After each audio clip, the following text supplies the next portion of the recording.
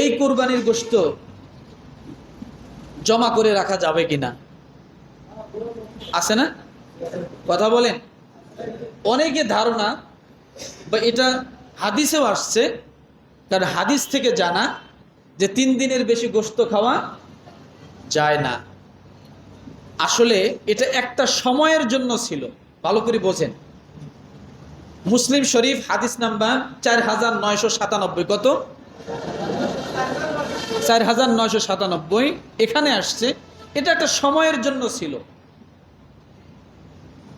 কিছু বেদুন সাহাবী গরিব, তারা কোরবানির আগে মদিনায় চলে আসছিলেন।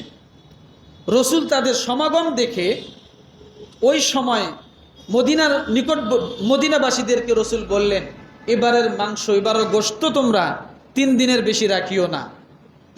কেন?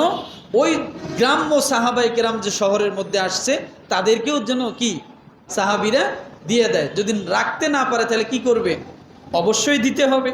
তাহলে সেই ক্ষেত্রে যেন তারা কি করে? দিয়ে দেয়। তাহলে এটা একটা সময়ের জন্য ছিল। কথাটা বুঝাতে পারছি? অভাব অনটন ছিল সেই সময়ের জন্য। পরের বছর রসুলকে আবার জিজ্ঞাসা করা হলো, ইয়া রাসূলুল্লাহ, গত বছরের মতো কি আমরা এবছরও রাখতে পারবো না?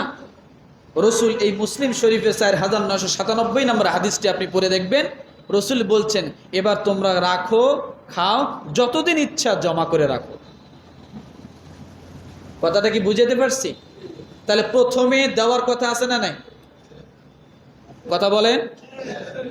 কয় শ্রেণীর মানুষকে দিবে?